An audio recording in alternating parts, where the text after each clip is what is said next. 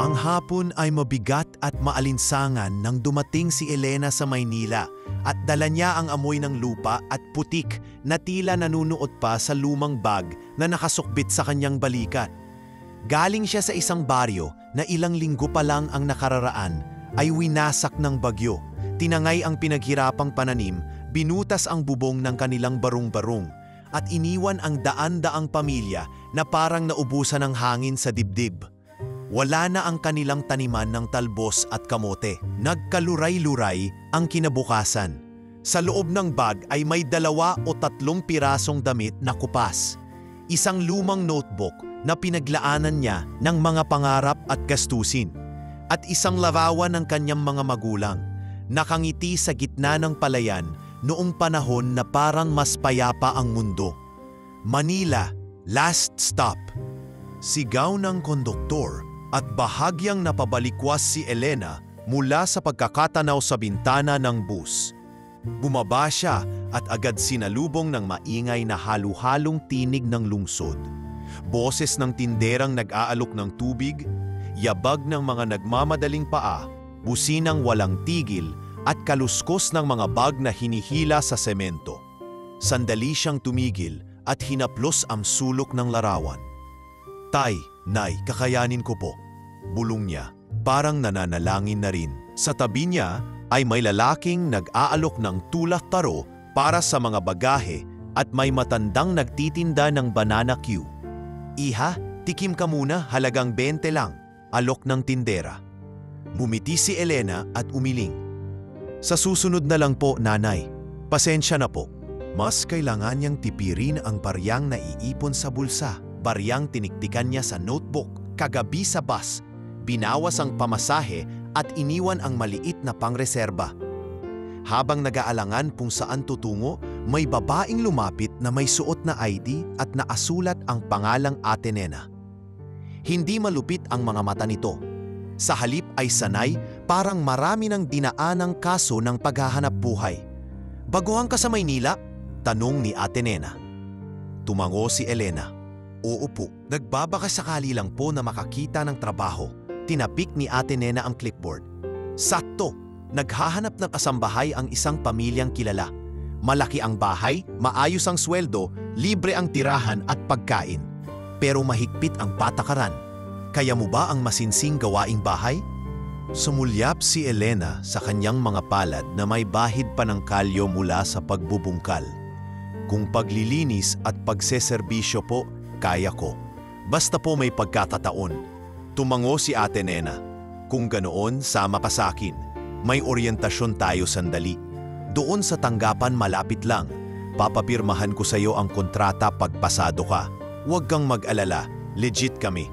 Sa paglalakad patungo sa isang maliit na opisina sa gilid ng terminal, ramdam ni Elena ang pagkabalisa at pag-asa na parang nag-aagawan sa dibdib. May pader ang lungsod na hindi nakikita. Batas ng baryang mauubos. Oras na aagos at tiwalang laging sinusubok. Sa mesa ni Ate Nena, tinanong siya tungkol sa personal na impormasyon. Edad, na buong karanasan sa bahay, kakayahan sa pagluluto at paglalaba, at kung may kamag-anak ba sa Maynila. "Wala po," sagot ni Elena. "Afo lang po." "May problema ba sa kalusugan?" "Wala po. Malusog po ako." "Handa ka bang sumunod sa schedule na maaga ang gising at gabi ang uwian at minsan walang day off sa unang buwan?" Napalunok si Elena. "Opo." Kumuha si Ate Nena ng folder at iniabot ang isang manipis na papel. "Basahin mo to. Maayos ang pasahod, mas higit sa minimum para sa live-in. May private room ka pero maliit lang.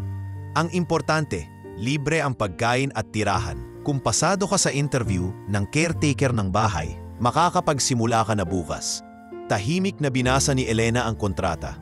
Hindi man sanay sa mga legal na salita, sinubukan niyang unawain ang bawat gulugod ng letra. Sa dulo, lumagda siya, at habang pumipirma, parang iniiwan niya ang baryo sa pagitan ng bawat hagod ng ballpen.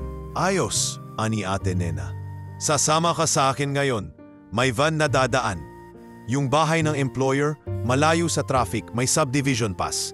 Huwag kang kabahan, pero tandaan mo, bawal ang pasaway. Doon, reputasyon ng puhunan. Tumango si Elena at mahigpit na niyakap ang lumang bag. Bago umalis, tumawag siya sa kapitbahay nilang si Aling Pina na siyang nag-alaga sa natirang gamit sa baryo. Ate, nakahanap na po yata ako ng trabaho.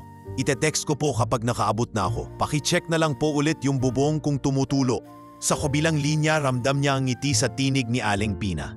Taya mo yan, Elena. Dito lang kami. Huwag mong kakalimutang kumain. Sumakay sila sa van at sinimulan ang biyahe. Sa gilid ng bintana, dumausdos ang mga larawan ng Maynila. Karatulang kumikislap, talyengeng tila laging gising, at mukha ng mga taong may kanya-kanyang dalang laban. Taga saan ka? Tanong ng driver na may kumpiyansang boses. Tarlac po, sagot ni Elena. Maganda doon, komento ng driver. Pero kapag bumabagyo, grabe rin. Opo, maikling sagot niya, sabay hawak sa perang nakatupi sa bulsa. Bakit ka nagkasya sa Maynila? Singit ni Ate Nena, parang kaswal na usisa. Nasira po ang taniman namin. Wala na pong maani. Kailangan ko pong mag-ipon kahit kaunti para maipagawa ulit ang bubong at makabayad sa utang sa tindahan. Matalino kang bata, sabi ni Ate Nena. Basta sipag at respeto sa patakaran, tatagal ka. Habang lumalayo ang van sa siksik na trapiko, unti-unting nagpalit ang tanawin.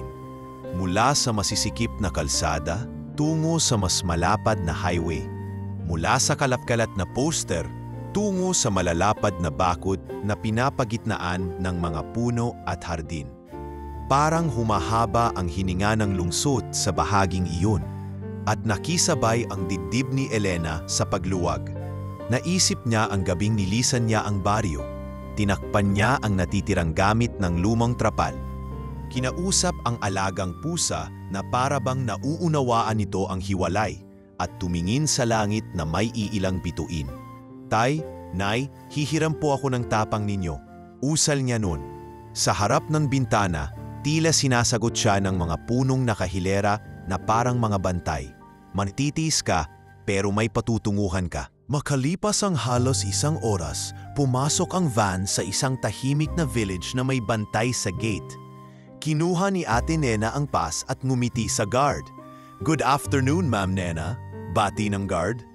Applicant po kasambahay, tugon ni Ate Nena sabay turo kay Elena. Sumulyap ang guard at tumango. Sige po, tuloy. Nagpatuloy ang van sa daan na may mga puno ng palmera at malinis na sidewalk. Sa malayo, unti-unting lumitaw ang mansyong paroroonan. Malapad ang harapan. May dalawang palapag na may malalaking bintana at bakod na kaputian na kasing taas ng balikat ng tao. Sa gitna ng bakuran, may fountain na mahinang bumubulowak at sa paligid ay mga halamang inukit na parang ibon at bulaklak. Napasinghap si Elena, hindi dahil sa karangyaan, kundi dahil sa laki ng kaibahan nito sa pinanggalingan niyang mundo. Dito ka muna sa labas. Utos ni Ate Nena nang huminto ang van sa tapat ng gate ng mansyon. Umaba sila at sinalubong ng malamig na simoy na may halong halimuyak ng sampagita mula sa hardin. Huwag ka munang kabahan, dagdag ni Ate Nena. May caretaker dito na magi-interview. Ako ang magpapakilala sa'yo, pero ikaw ang magsasalita. Sabihin mo lang kung ano ang kaya mo, huwag kang maglalagay ng sobra. Ang gusto nila dito, tahimik na nagtatrabaho.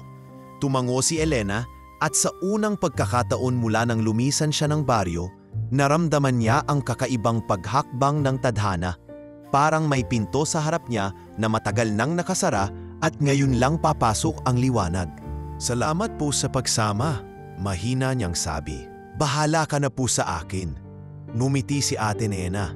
Bahala ang sipag mo sa iyo, Elena. Ako, taga-abot lang. At habang naghihintay sila sa lilim ng punong sampalok sa labas ng gate, pinagmasdan ni Elena ang maingat na pagkakahanay ng bawat bato sa driveway, ang parkinang ng doorknob sa may malaking pintuan, at ang hagod ng araw sa mga bintanang tila lagi lang malinis. Sa isip niya, maingat niyang binilang ang natitirang barya. Inalala ang bubong na may butas at ang larawang nasa bulsa.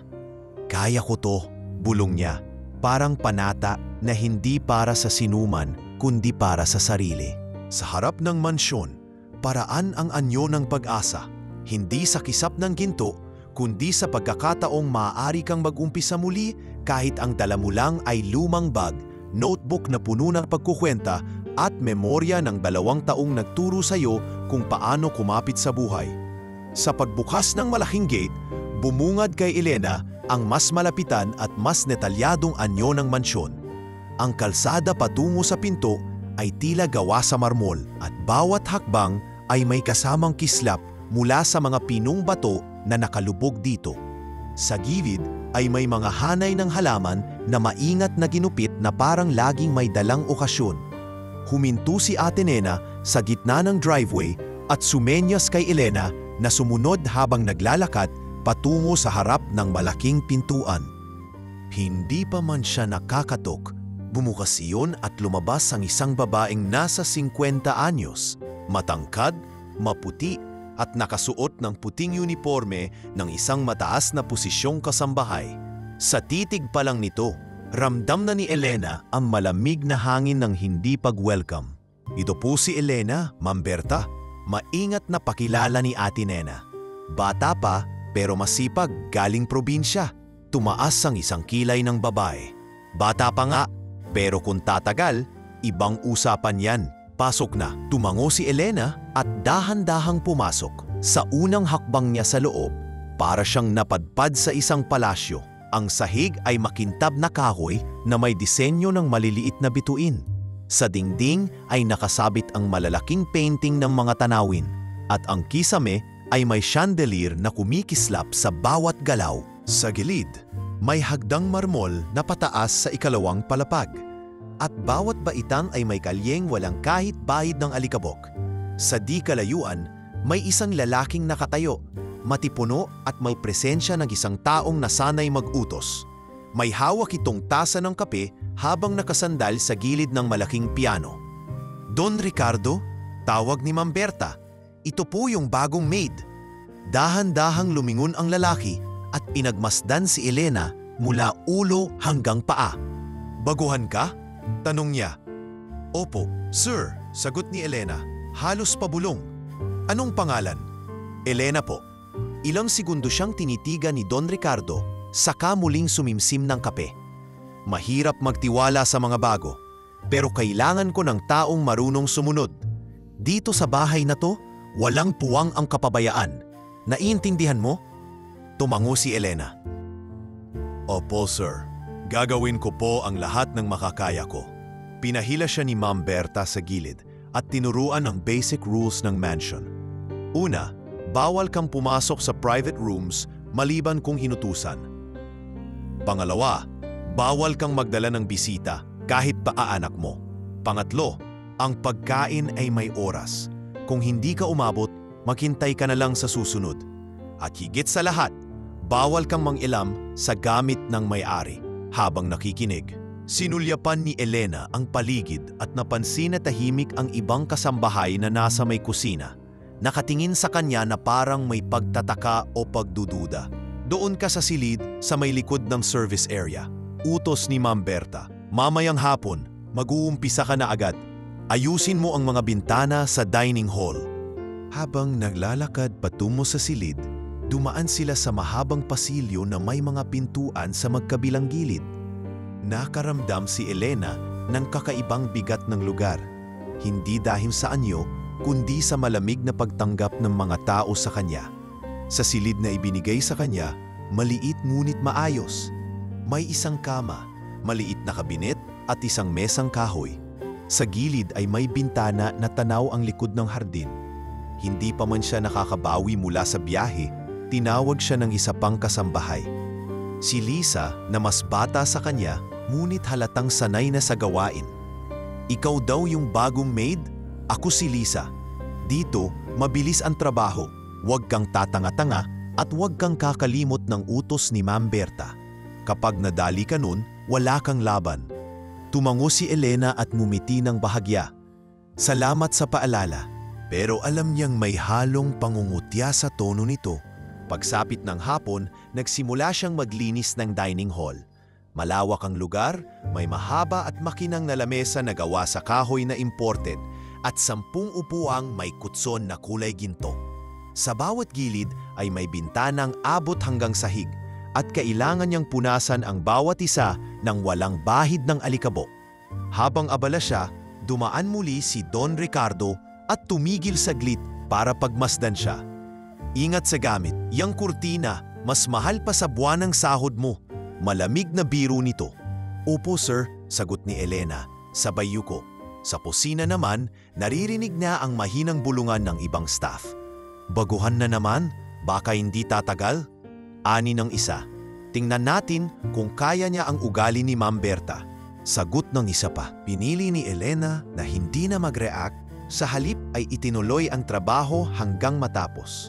Pagbalik sa kanyang silid bago maghapunan, pinagmamasdan niya ang maliit na kwarto na tila ngayon ay magiging kanyang pansamantalang tahanan. Umupo siya sa kama at hinugot ang lumang notebook. Sinulat niya ang mga nangyari sa araw na iyon. Ang laki ng bahay, ang istriktong amo, at ang malamig na pagtanggap ng mga kasama. Sa gilid ng pahina, isinulat niya ang paalala para sa sarili. Maging tahimik, maging masipag, huwag sumagot. Pagsapit ng hapunan, pinaupo ang lahat ng staff sa maliit na mesa sa service area. Simpleng ulam lang ang inihain para sa kanila. Tinulang manok at kanin. Tahimik ang pagkain, walang masyadong kwentuhan. Bukas, ikaw ang mag-aasikaso ng bulaklak sa dining hall, sabi ni Ma'am Berta habang nakatingin kay Elena.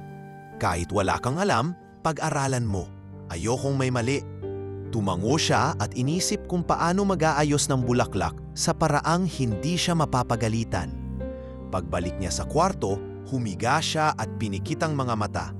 Sa labas ng bintana, nakikita niya ang mga ilaw ng fountain na parang patuloy na nagbubulong, na ibang mundo na nga ang kanyang pinasok.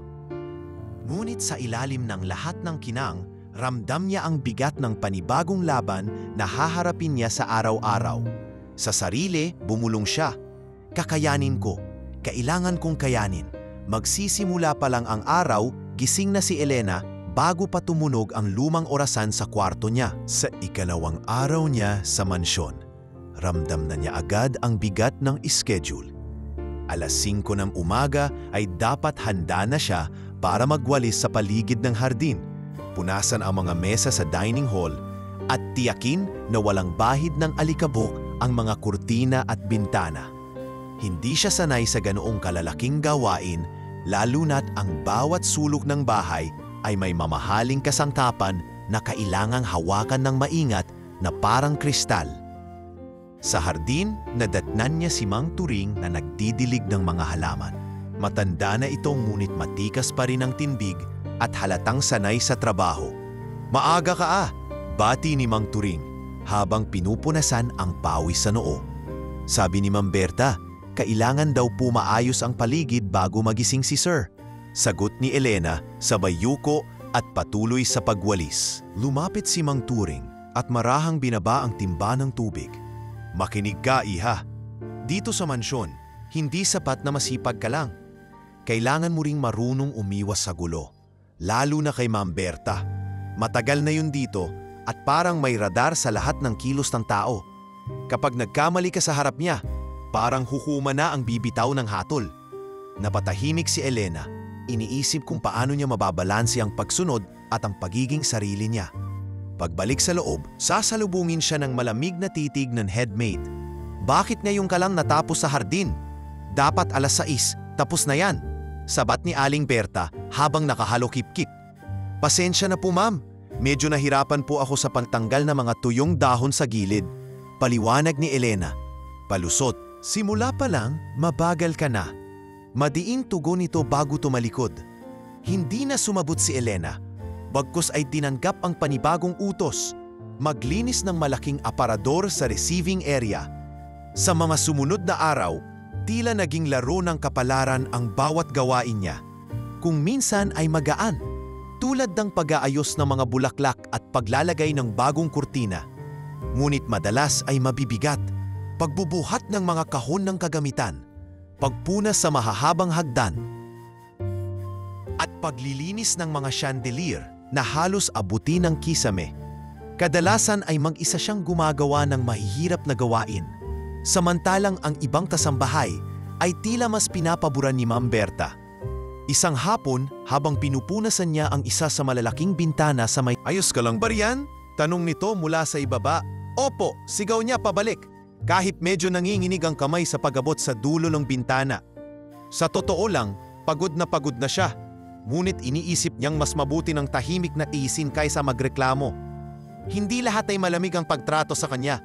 May ilang kasambahay gaya ni Liza na paminsan-minsan ay tumutulong kapag sobra na ang gawain. Isang beses, habang naghuhugas sila ng maraming pinggan matapos ang hapunan ng mga amo, bumulong si Liza. "Huwag mong damdamin si Ma'am Berta. Lahat ng bago rito, dinaan niya sa ganyan, parang initiation." "Bakit kaya ganon?" tanong ni Elena. "Siguro para makita kung tatagal ka," sagot ni Liza, sabay patuloy sa pagguskos ng plato. Sa gitna ng mga pagsubok, nagsimula ring kabisaduhin ni Elena ang galaw ng bahay. Alam na niya kung anong oras bababa si Don Ricardo para magagahan, kung anong bulaklak ang gusto nitong nasa dining table, at kung anong araw darating ang delivery ng mga pagkain at kagamitan. Natuto na rin siyang maglakad ng walang ingay sa makintab na sahig at mag-ingat na huwag magbaba ng kahit anong gamit na may basag o gasgas. Ngunit sa kabila ng unti-unting pagkakaangkop sa trabaho, hindi nawawala ang pangungutya ni Ma'am Berta. Isang gabi matapos tapusin ang lahat ng gawain, pinuntahan siya ni Po sa maliit na silid. "Bukas, ikaw ang mag-aasikaso ng mga kwarto sa second floor. Siguraduhin mong walang alikabok sa kahit isang sulok. Ayokong may masumbong kay Sir." Pumango lang si Elena at numiti ng marahan. Sa kanyang isipan, pinapaalala niya sa sarili na bawat araw na natatapos niya ay isang akbang palayo sa gutom at pangungutang sa baryo. Minsang tinanong siya ni Mang Turing habang nag-aayos sila ng mga paso, "Kumusta, iha? Hindi ka na ba naiiyak sa pagod?" Napatawa si Elena ng kaunti. "Sanay na po siguro, sa baryo, mabigat din ang trabaho. Pero iba rito, mas maraming mata, mas maraming patakaran. Pero mas malaki rin po ang pasahod." Tumango si Mang Turing. "Tama, pero ingat ka rin, hindi lahat ng kasama rito gusto kang magtagumpay."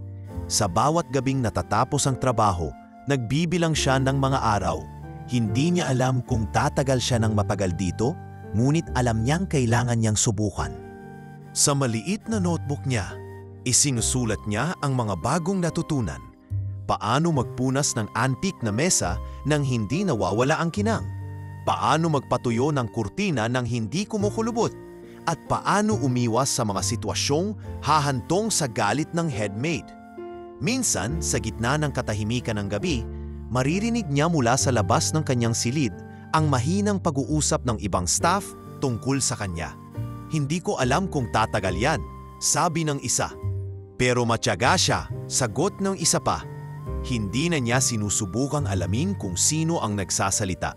Para sa kanya, mas mahalaga na manatiling nakatuon sa trabaho kaysa sagutin ang mga salita ng iba. At habang unti-unti siyang natututo sa bawat araw, alam niyang ang malaking mansyon na ito, na dati parang banyagang mundo, ay nagsisimula ng maging bahagi ng kanyang bagong realidad. Ngunit sa ilalim ng mga natututunan at pagkasanay, may nananatiling kaba sa kanyang dibdib na isang maling hakbang lang maaaring gumuho ang lahat ng pinaghirapan niya. Sa kabila nito, araw-araw, sinasabi niya sa sarili bago matulog, "Bukas sisikapin ko ulit para sa bubong sa baryo." Para sa kinabukasan, isang linggo na mula nang magsimula si Elena sa mansyon, at sa bawat araw ay tila mas kabisado na niya ang mga patakaran at galaw ng bahay. Ngunit isang umaga, habang inaayos niya ang mga bulaklak sa dining hall, hindi niya inaasahan na makikita siya ni Don Ricardo na tahimik na nagmamasid mula sa gilid. Hindi ito tulad ng unang beses na pinagmasdan siya ng amo, na may malamig na titig at mahigpit na presensya. Ngayon, parang may bahid ng pag-uusisa sa kanyang mga mata. Abala si Elena sa pag-aayos ng isang florera na may puting lilis at pulang rosas. Maingat ang bawat galaw niya, hinahaplos ang mga tangkay para tiyakin na pantay ang pagkakatayo sa loob ng baso. Magaling ka palang mag-ayos ng bulaklak, wika ni Don Ricardo na nagpagulat kay Elena. Ay, pasensya na po sir. Hindi ko po napansin na nandiyan kayo. Sagot niya habang marahang ibinabalik ang huling tangkay. Saan mo natutunan yan? Tanong ng bilyonaryo. Sa baryo po, tuwing may pista, ako po ang tumutulong sa kapilya para mag-ayos ng mga bulaklak sa altar. Mahinaong paliwanag niya. Tumango si Don Ricardo para bang sinusuri ang bawat salitang lumalabas sa bibig niya. Habang nakatayo, napansin ni Don Ricardo na hindi lang basta ginagawa ni Elena ang trabaho para matapos. May pag-aalaga sa bawat detalye, maging sa mga simpleng gawain. Minsan, habang naglilinis siya ng mesa, makikita nitong dahan-dahan niyang tinatanggal ang mantsa gamit ang basang tela. Imbes na pastapunasan ng mabilis. Marami na akong naging empleyado dito, sabi ng bilyonaryo. Karamihan kapag bago, takot gumalaw o sobrang nagmamadali para matapos agad. Pero ikaw, may tiyaga. Hindi ko alam kung mabuti yan o baka lang hindi ka pasanay. Gumumiti si Elena at sagot, siguro po sanay lang po ako na gawin ng maayos para hindi na ulitin. Ilang araw matapos noon, napansin ni Elena na mas madalas na siyang nakikita ni Don Ricardo sa mga gawain. Isang hapon, habang nag-aayos siya ng mga kutleryo sa kusina, narinig niya ang boses ng amo mula sa pinto. Ilan kayong magkakapatid? Tanong nito. Nagulat si Elena sa tanong, ngunit maayos siyang sumagot. Wala na po akong kapatid, sir. Ako lang po, maaga pong nawala ang mga magulang ko. Hindi na muling nagtanong ang bilyonaryo at tumalikod na lang. Ngunit ramdam ni Elena na may interes itong malaman ang pinagmulan niya. Sa mga ganitong pagkakataon, nararamdaman ni Elena ang kakaibang tensyon sa mansyon. Mula nang una siyang dumating, alam niyang hindi agad nagtitiwala si Don Ricardo sa mga bagong empleyado. Narinig pa niya minsan si Liza na bulong sa isa pang kasambahay. Si Sir, matagal bago magtiwala. Pero kapag nakuha mo loob niya, parang pamilya na rin tarin. Ngunit para kay Elena, masyadong maaga para isipin iyon. Ang iniisip niya lang ay kung paano niya matutugunan ang mataas na pamantayan ng kanyang amo. Isang gabi, matapos ang hapunan ng mga amo, bumaba si Don Ricardo sa kusina, dala ang isang baso ng alak. Nakaupo si Elena sa gilid ng mesa, tinatahi ang napunit na laylayan ng kurtina sa receiving area. Hindi ka pa natutulog? Tanong nito. Hindi pa po, sir. Sayang po kasi kung bukas ko pa aayusin. Baka lalo pong mapunit. Sagot niya. Umupo si Don Ricardo sa katabing upuan at tahimik na pinanood ang mabilis at maingat niyang pagtahi. Hindi ka ba napapagod? Tanong nito muli. Napapagod din po, pero mas mabuti pong tapusin ang trabaho habang may oras. Tumango ang bilyonaryo, tila naaalala ang isang bagay mula sa sariling nakaraan. Kinabukasan, habang nagdidilig si Elena ng mga halaman sa loob ng bahay, napansin niyang nakatingin si Don Ricardo mula sa hagdan. Mang Turing, tawag nito sa hardinero. Kamusta ang bagong maid? Sagot ni Mang Turing. Masipag po, sir. Hindi nagrereklamo kahit mabibigat ang trabaho. Marunong rin makisama. Hindi sumagot ang bilyonaryo at umakyat na lamang sa itaas. Ngunit sa loob-loob ni Elena, nakadama siya ng kakaibang sigla sa papuring iyon. Sa bawat araw na lumilipas, parang unti-unti siyang nasasanay sa presensya ni Don Ricardo. Hindi na siya gaanong natatakot kapag bigla itong mantanong o lumapit. Ngunit hindi rin niya maiwasang maramdaman ang bigat ng tingin nito. Isang tingin na parang sumusukat sa buong pagkatao niya, hindi lang sa trabaho. At sa isip niya, napapaisip siya kung bakit ganito kaagad ang interes ng amo sa isang tulad niya, na bago lang at walang koneksyon sa mundong ginagalawan nito. Ngunit sa kabila ng unti-unting paglapit ng komunikasyon nila, nananatili pa rin ang mga patakaran ng bahay. Mahigpit, walang puwang para sa pagkakamali. Alam ni Elena na isang maling hakbang lang, maaaring magbago ang tingin sa kanya ng bilyonaryo. Kaya sa bawat araw, ginagawa niya ang lahat para manatili sa mabuting posisyon. Tahimik na nagpupursige habang pinapanood siya ng lalaking may hawak ng kapalaran niya sa mansyon na iyon. Isang maaliwalas na umaga, Abala si Elena sa pag-aayos ng mga kurtina sa kwarto ng among babae. Ang kwartong iyon ay halos hindi nagagalaw mula nang lumuwas si Doña Cecilia patungong ibang bansa. Kaya't ang tanging inuutos ni Ma'am Berta ay panatilihin itong malinis at maaliwalas. Ngunit sa araw na iyon, tila may kakaibang kaba sa mga kilos ng headmaid. Bago pa man makapagsimula si Elena sa gawain, pumasok si Ma'am Berta na may kasamang 2 kasambahay. "Elena, ikaw ang huling pumasok dito ngahapon, hindi ba?" Tanong nito ng diretsyo habang inaalis ang mga kamay sa pagkakahalukip-kip para lumapit sa aparador. "Opo ma'am, pero para lang po magpunas ng alikabok sa tupador." Maingat na sagot ni Elena.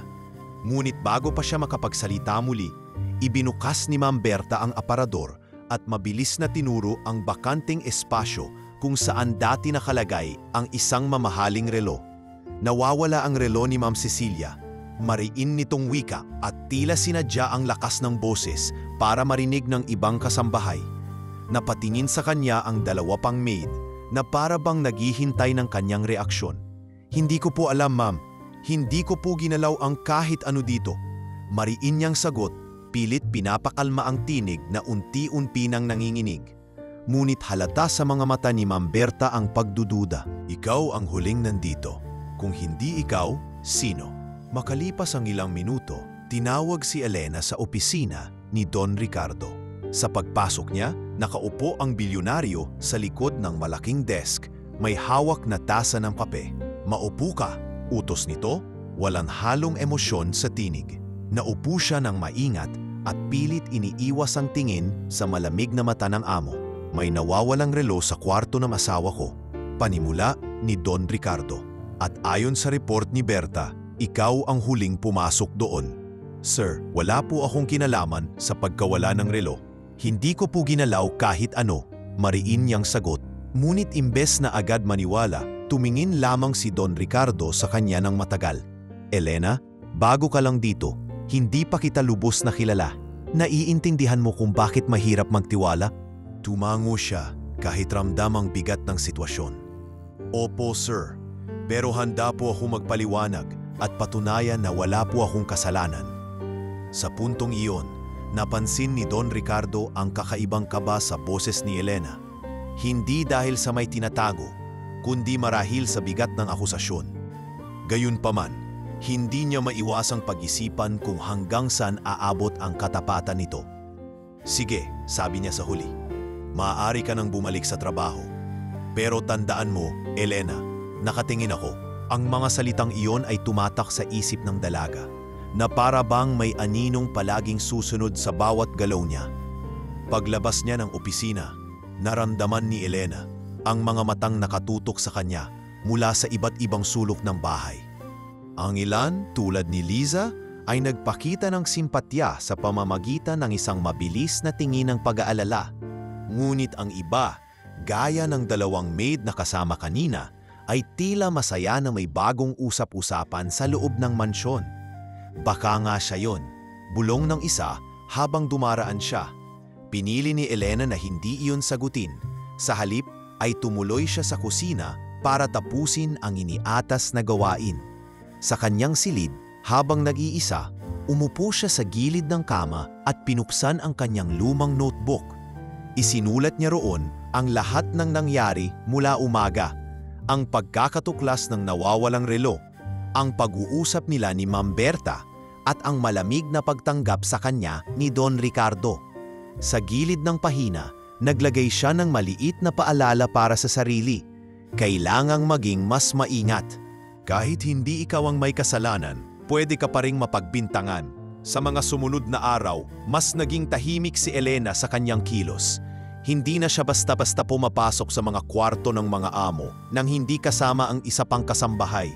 Tiniyak din niyang laging malinis at maayos ang bawat trabahong ginagawa niya para walang dahilan ang sino man na husgahan siya.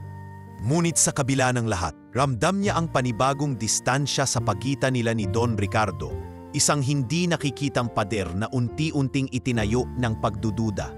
Habang pinagmamasdan niya ang paglipas ng mga araw, alam niyang hindi pa tapos ang usaping iyon. may kutob siyang magdadala pa ito ng mas mabigat na hamon. At sa likod ng tahimik na anyo ng mansyon, may mga matang nagmamasid, naghihintay ng susunod na pagkakamali. Kinagabihan, matapos ang insidente ng nawawalang relo, nakaupo si Don Ricardo sa kanyang opisina. Hawak ang isang makapal na folder ng mga ulat mula sa mga kasambahay. Tahimik ang buong mansyon, tanging tik-tak ng malaking orasan sa dingding at mahinang ugong ng aircon ang maririnig. Muling bumalik sa isip niya ang mukha ni Elena kaninang hapon. Ang paraan ng paghinga nito na parang hinahabol ang sarili habang ipinagtatanggol ang pangalan niya. Hindi niya mawari kung iyon ay anyo ng inosente o ng taong mahusay magtago ng kasinungalingan. Tinawag niya si Raul, ang kanyang pinagkakatiwalaang Chief of Security sa bahay. "Raul, may ipapagawa ako sa iyo," panimula ni Don Ricardo habang nakasandal sa swivel chair. "Kailangan kong masigurado kung maaasahan ko ang bagong maid." Masyado pang maaga para magbigay ng tiwala. Tumingin si Raul ng diretsyo sa kanyang amo. "Ano po ang iniisip ninyo, sir?" Bumaba ang boses ni Don Ricardo, parang sinasadya ang bigat nito. "Maglagay ka ng hidden CCTV sa silid niya, yung hindi niya mapapansin. Ayokong may makaalam nito kundi ikaw at ako." Sandaling natahimik si Raul, tila iniisip kung nararapat bang gawin iyon. "Sir, sigurado po ba kayo? Baka may masabi ang iba kong malaman." Tumango si Don Ricardo. "Mas mabuti nang sigurado ako kaysa magsisi sa huli. Ayokong may taong magtataksil sa akin sa loob ng sarili kong bahay." Naglabas si Raul ng maliit na notebook mula sa bulsa. "Sige po, sir. Ilalagay ko bukas ng madaling araw habang abala ang lahat sa kusina." Kinabukasan, sa oras na kadalasan ay abala ang mga kasambahay sa paghahanda ng almusal, pumasok si Raul sa silid ni Elena. Dala ang isang maliit na bag. Sa loob nito ay naroroon ang isang pinong kamera, hindi mas malaki sa butones, na madaling maitago sa sulok ng aparador kung saan nakaharap ang buong kwarto. Maingat niyang ikinabit ito sa paraan na hindi magdudulot ng anumang hinala.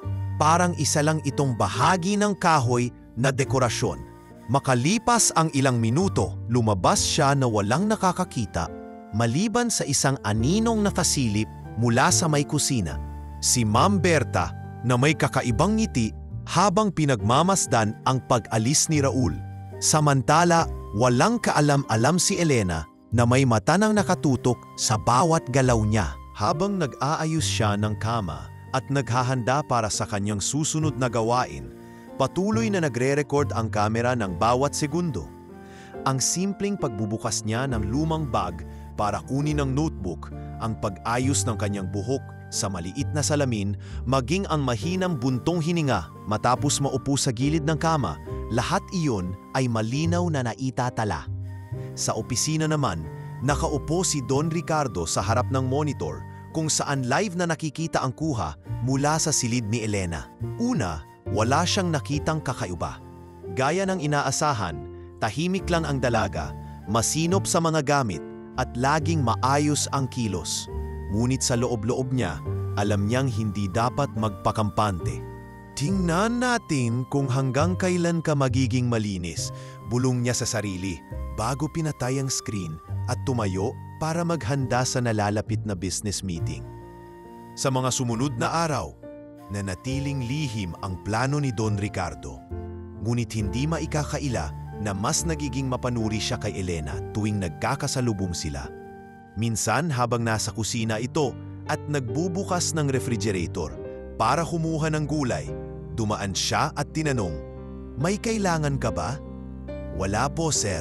Kukuha lang po ng talong para sa ulam mamaya," sagot ng dalaga. Tinitigan niya ito saglit bago umalis na para bang sinusuri kung may ibang itinatago. Hindi rin nakaligtas si Elena sa mga payo ni Mang Turing. Isang hapon, habang nag-aayos sila ng mga paso sa likod, bumulong ang matanda.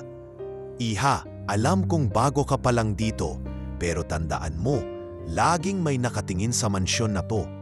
Hindi mo lang alam kung sino o saan." Napatingin si Elena sa kanya. bahagyang napakunot ang noo. "Anong ibig ninyong sabihin, Mang Turing?" Umiling lang ito at ngumiti. "Basta, mag-ingat ka lang." Habang lumilipas ang mga araw, napansin ni Elena na tila may kakaibang pakiramdam sa kanyang silid. May mga gabing hindi siya makatulog, parang may presensya na hindi niya maipaliwanag. Minsan, habang nag-aayos siya ng kumot bago matulog, napatingin siya sa sulok ng aparador. Walang kakaiba sa paningin, ngunit hindi niya alam kung bakit tila iyon ang lagi niyang napapansin. Hindi niya alam na iyon pala ang lugar kung saan nakatago ang mata na patuloy na nagmamasid sa kanya gabi at araw. Sa kabilang banda, nagsimula nang makakuha ng mga clip si Don Ricardo mula sa mga unang araw ng pagre-record. Pinapanood niya ang mga ito tuwing gabi pagkatapos ng kanyang mga pulong. Nakikita niyang simple lang ang mga ginagawa ni Elena. Magsulat sa notebook, mag-ayos ng mga gamit, minsan ay magdasal bago matulog. Ngunit sa halip na mabawasan ang pagdududa niya, lalo pa itong nadagdagan. Para bang naghihintay siya ng isang eksena na magbubunyag ng lahat, kahit wala pa siyang malinaw na dahilan para isipin iyon. Sa isip ni Don Ricardo, isang bagay lang ang malinaw, mas mabuting mag-ingat. At kung totoo man ang kanyang hinala, mas gusto niyang siya mismo ang makadiskubre ng ebidensya. Ngunit kung mali siya, walang makakaalam na umabot siya sa puntong pinanonood niya ang bawat galaw ng isang kasambahay. At sa gabing iyon, habang tulog na ang lahat sa mansyon, umupo siya muli sa harap ng monitor. Tahimik ang kuha mula sa silid ni Elena. Nakahiga ito, nakatalikod sa kamera, ngunit gising pa. Hawak ang lumang larawan ng kanyang mga magulang. Pinagmamasdan niya iyon, hindi para husgahan, kundi para intindihin. Ngunit imbes na makuha ang kasagutan sa kanyang pagdududa, mas maraming tanong ang nabuo sa kanyang isipan. Mga tanong na alam niyang unti-unting bibigyan ng sagot ng mga darating na gabi. Lumipas ang ilang araw mula nang ilagay ang hidden CCTV sa silid ni Elena, at mas naging tahimik at masinop siya sa kanyang mga kilos.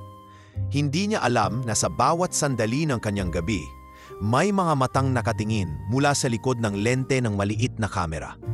Si Don Ricardo, sa tuwing natatapos ang mga pulong at trabaho sa kumpanya, ay nauupo sa harap ng kanyang monitor upang tingnan ang mga recording. Isang gabi, sa oras na karaniwang tulog na ang lahat, pinindot ni Don Ricardo ang live feed mula sa silid ni Elena. Sa una, wala namang kakaiba. Nakaupo lang ito sa gilid ng kama. Hawak ang lumang larawan ng kanyang mga magulang at tila nakatitig doon ng matagal. May ilang segundo siyang nanapiling ganoon bago marahang isiniksik ang larawan sa ilalim ng unan. Muli siyang naupo at kinuha ang lumang notebook mula sa bag. Binuksan niya ito at nagsimulang magsulat. Hindi mabilis, kundi dahan-dahan. Para bang bawat salita ay pinag-iisipan. Napansin ni Don Ricardo na matapos magsulat, binibilang ni Elena ang ilang baryang nakalagay sa isang maliit na pouch. Isa-isa niyang inilalapag ang mga ito sa kama, sabay isinusulat ang halaga sa notebook. "Anong sinusulat mo?" Bulong ni Don Ricardo sa sarili habang nakatingin sa monitor. Hindi niya alam kung bakit tila interesado siya sa simpleng ritual na iyon. Sa mga sumunod na gabi, halos pareho ang nakikita niya. Mag-uumpisa ito sa pag-aayos ng gamit, kasunod ang tahimik na pag-upo sa kama, pagsusulat at pagbibilang ng baryang para bang may mahigpit na layunin. Ngunit isang gabi, may kakaiba siyang napansin. Andang 2:00 ng madaling araw, habang patay na ang lahat ng ilaw sa silid, bumangon si Elena. Maingat siyang naglakad patungo sa maliit na aparador at mula roon ay kinuha ang isang basyong garapon na may lamang tinapay at biskwit. Ibinukas niya ito at lumingon sa pinto, tila sinisigurong walang nakakakita. Pagkatapos ay umupo siya sa sahig, hinawi ang maliit na basahan sa gilid ng kama. At doon ay may inilabas mula sa ilalim, isang maliit na unan at kumot. Ilang segundo pa, isang payat at marungis na batang lalaki ang lumabas mula sa ilalim ng kama. Nanlaki ang mga mata ni Don Ricardo habang pinagmamasdan ng eksena. Hindi siya nakapaniwala sa nakikita. Nakaupo ang bata sa sahig at marahang iniabot ni Elena ang tinapay at biskwit dito. "Kumain ka na, June. Huwag mong mamasamain ang tigas ng tinapay, ha? Wala pa akong nabibili ngayon," bulong niya sa bata. Tumangulang ito at agad kumain, para bang gutom na gutom. Napansin ni Don Ricardo ang payat na braso ng bata at ang maruming damit na tila ilang araw nang hindi napapalitan. Habang kumakain ang bata, inilabas ni Elena ang notebook at nagsimulang magbasa dito. "Sabi mo gusto mong matutong magbasa, di ba? Simulan natin dito," mahinang sabi niya, sabay turo sa mga salita. Halos hindi marinig ang tinig niya sa audio ng kamera, pero malinaw ang kilos. Ang pagtuturo, ang pasensyang hindi mo aakalaing manggagaling sa isang taong bagong-bago lang sa mabigat na trabaho sa mansyon. Matapos kumain at mag-aral ng kaunti, maingat na ibinalik ni Elena ang bata sa ilalim ng kama. "Matulog ka na, June. Bukas, sisikapin kong makapuha ng gatas para sa'yo," bulong niya. Sabay tinakpan ito ng kumot. Pagkatapos ay bumalik siya sa kama. Isinara ang notebook at nahiga na para matulog, para bang wala lang nangyari. Sa kabilang banda, si Don Ricardo ay nakaupo pa rin sa harap ng monitor. Hindi makapaniwala sa kanyang nakita. Hindi niya alam kung magagalit ba siya dahil itinago sa kanya ang isang bata sa loob ng kanyang bahay. Umaawa dahil halatang walang ibang matutuluyan ng batang iyon.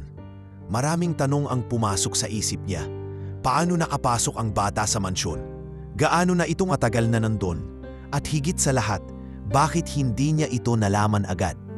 Kinabukasan, hindi niya agad kinumpronta si Elena. Sa halip, minabuti niyang manood pa ng mas maraming recording para mas maintindihan ang sitwasyon. Sa mga sumunod na gabi, nakita niya na paulit-ulit ang ritual ni Elena. Pagbibigay ng pagkain, pagtuturo ng pagbabasa, at pagsisigurong ligtas at komportable ang bata bago matulog. Hindi ito isang beses lang na nangyari. Malinaw na ilang linggo na pala itong ginagawa. Isang umaga, habang nag-aalmusal si Don Ricardo, lumapit si Ma'am Berta upang magbigay ng ulat. "Sir, napansin ko lang na minsan parang hindi umaabot sa kusina ang ilan sa pagkain. Baka may nagtatago," patagong sabi nito. Tumingin lang si Don Ricardo sa kanya at walang imik na nagpatuloy sa pagkain. Hindi niya alam kung sinasadya ni Ma'am Berta na maghinala o talagang may napapansin ito. Pero alam niyang sa oras na kumalat ang balitang may batang itinatago sa mansyon, tiyak na magiging malaking gulo yon. Sa loob-loob ni Don Ricardo, alam niyang malapit na niyang tanungin si Elena. Ngunit bago iyon, gusto pa niyang makita ang mas malinaw na dahilan kung bakit nito ginagawa ang lahat. Kaya ng gabing iyon, muli siyang naupo sa harap ng monitor, naghihintay sa oras na lalabas muli ang bata mula sa ilalim ng kama. At nang mangyari iyon, napansin niyang mas masaya at mas magaan ang mukha ni Elena habang kausap ang bata kaysa sa tuwing nakikita niya ito sa trabaho. Parang doon lang siya tunay na humihinga. At doon, unti-unting nabuo sa isipan ni Don Ricardo ang mas malaking palaisipan. Baka nga hindi lang basta trabaho ang dahilan kung bakit narito si Elena. Baka may dala siyang lihim na konektado sa batang iyon. Isang lihim na maaaring magpabago ng lahat sa loob ng mansyon. Mag-aalas 2 na ng madaling araw nang muling umupo si Don Ricardo sa harap ng monitor. Sa mga nakalipas na gabi, alam na niya halos ang magiging takbo ng mga pangyari. Babangon si Elena, ilalabas ang bata mula sa ilalim ng kama at papakainin ito. Ngunit sa gabing iyon, may kakaibang kaba sa dibdib niya na hindi niya maipaliwanag, para bang may mangyayaring hindi niya inaasahan. At nang magsimula ng kumalaw si Elena sa kama, gaya ng dati, maingat niyan pinanood ang bawat kilos nito. Bumangon siya, tumingin sa paligid at lumuhod para hilahin ang kumot sa gilid ng kama. Mula roon ay muli niyan inilabas ang payat na batang si June. Ngunit agad na napansin ni Don Ricardo na mas matamlay ito kaysa sa mga nakaraang gabi. Nakasubsub ang ulo at tila walang ganang kumain. "June, Kumain ka muna. May natira akong kanin at adobo. Mahinang sabi ni Elena habang inilalagay ang pagkain sa isang platito. Dahan-dahan itong iniabot sa bata. Ngunit imbes na agad kumain, tumingin lang si Jun sa kanya. Parang may gustong sabihin. "Bakit? May masakit ba sa'yo?" tanong niya. Halatang nag-aalala. Umiling si Jun. Ngunit sa sumunod na mga sandali, narinig ni Don Ricardo mula sa malabong audio ng CCTV ang isang mahinang umol. Kasunod ng salitang, "Takot ako, ate." Napakunot ang noo ni Elena. "Takot? Bakit? May nakakita ba sa'yo?" Marahan lang na tumango ang bata at itinutok ang daliri nito sa direksyon ng bintana ng silid. Napalingon si Elena, ngunit walang makita. "Baka guni-guni lang yan, Jun. Huwag kang mag-alala, ligtas ka rito." Pilit niyang pinakalma ang tinig. Ngunit sa kabilang panig ng monitor, naramdaman ni Don Ricardo ang kakaibang kilabot sa paraan ng pagkakasabi ng bata. Parang hindi ito imbento. Matapos pakainin si Jun, inilabas ni Elena ang lumang notebook at ilang lapis. "Sige, bago tayo matulog, magbasa ka muna nitong maikling kwento," wika niya, sabay buklat ng pahina. Pero habang binabasa ni Jun ang mga salita, napansin ni Don Ricardo ang kakaibang pagkibot ng bata. Para bang hindi nito kayang magtagal sa isang posisyon, at sa bawat paglingon nito sa gilid ng kama, lalo lamang tumaas ang kutob ng bilyonaryo na may mas malalim pa sa lihim na ito. Makalipas ang halos isang oras, nagpasya si Elena na ibalik na si Jun sa ilalim ng kama. "Matulog ka na. Bukas maaga tayo," sabi niya habang tinatakpan ito ng kumot. Ngunit nang sumilip si Don Ricardo sa monitor para tingnan kung tulog na ang dalaga, may nakita siyang hindi inaasahan. Matapos isara ni Elena ang ilaw at humiga, gumapang palabas si Jun ng dahan-dahan at umupo sa tabi ng kama, nakatitig lamang sa kanya. Walang salita, walang galaw, tanging pag-upo lang at pagtitig sa tulog na dalaga. Parang may nanindig na balahibo sa batok ni Don Ricardo habang pinapanood ang eksena. Ilang minuto ring nanatiling nakaupo ang bata bago muling gumapang pabalik sa ilalim ng kama. At nang tuluyan na itong nawala sa paningin, huminga ng malalim si Don Ricardo. Parang noon lang bumalik ang normal na tibok ng puso niya. Kinabukasan, mas maaga siyang bumangon at tinawag si Raul sa opisina. "May napansin ka ba sa mga footage kagabi?" tanong niya. "Wala naman po, sir, maliban sa usual na binagawa ni Elena at ng bata," sagot ni Raul. "Sigurado ka?" Mariin ang tono ni Don Ricardo. "Opo, sir. Bakit po?" Umiling lang si Don Ricardo. "Wala. Siguraduhin mo lang na walang ibang nakakapanood ng mga recording na ito." Sa buong maghapon, hindi maalis sa isip niya ang imahe ni Jun na nakaupo sa tabi ng kama ni Elena. Hindi iyon simpleng kilos ng isang batang takot o pagod. May kung anong mabigat sa paraan ng kanyang pagtitig na parabang may laman na hindi kayang ipaliwanag ng bata sa salita. Habang pinagmamasdan niya si Elena na abala sa paghuhugas ng mga baso sa kusina, naisip niyang oras na para magsimula ng tahimik na investigasyon. Gusto niyang malaman kung saan galing ang batang iyon at kung paano ito napasok sa mansyon nang hindi man lang namamalayan ng mga bantay. Ngunit sa ngayon, pinili niyang magkunwaring walang alam at magpatuloy sa kanyang tahimik na pagmamasid. Sa kabilang banda, si Elena ay hindi rin mapalagay sa mga nakalipas na gabi. Sa kabila ng kanyang pagsisikap na itago si Jun, ramdam niyang may ilang tasambahay na masyadong mapanuri sa bawat galaw niya. Lalo na si Ma'am Berta, na sa tuwing magtatagpo sila sa pasilyo ay tila may ngiting may bahid ng panunukso, na parang naghihintay lang ng pagkakataon para isiwalat ang kanyang lihim. Gabi-gabi, patuloy ang ritual ni Elena at ni Jun. Ngunit sa isip ni Don Ricardo, malinaw na. Hindi na siya nanonood para lang hanapin ang ebidensya ng pagnanakaw. Nanonood na siya ngayon para maintindihan ang masalimuot na ugnayan ng dalawa, para tuklasin kung ano ang totoong kwento sa likod ng batang bigla na lang lumabas mula sa ilalim ng kama sa kanyang sariling bahay. At sa bawat gabing pinapanood niya ang mga recording, pakiramdam niya ay mas lalong humihigpit ang tanikala ng hiwagang iyon, na balang araw ay siguradong sasabog at magbubunyag ng katotohanang magpapayanig hindi lang sa kanya kundi sa buong mansyon. Kinabukasan, duong umaga ay hindi mapakali si Don Ricardo. Kahit abala siya sa mga tawag at papeles sa kanyang opisina, bumabalik-balik sa isipan niya ang mga eksenang nakita niya sa CCTV. Sa bawat imahe ni June na kumakain ng tinapay, tumatango sa mga salitang binibigkas ni Elena o tahimik na nakaupo sa ilalim ng kama, lalo lamang tumitindi ang kanyang kuryosidad. Alam niyang hindi simpleng sitwasyon ito. May batang payat at marungis na nananatili sa loob ng kanyang mansyon nang lingid sa kaalaman ng karamihan, at may empleyado siyang kayang panindigan ang pag-aalaga rito kahit na malaki ang panganib na matanggal siya sa trabaho. Sa hapon ding iyon, pinatawag ni Don Ricardo si Raul. Tingnan mo nga ang mga security logs sa back gate nitong nakaraang buwan. Utos niya. Hanapin mo kung may oras na binuksan ito nang wala sa schedule. Mabilis na sumunod si Raul at bumalik makalipas ang ilang oras, dala ang mga tala.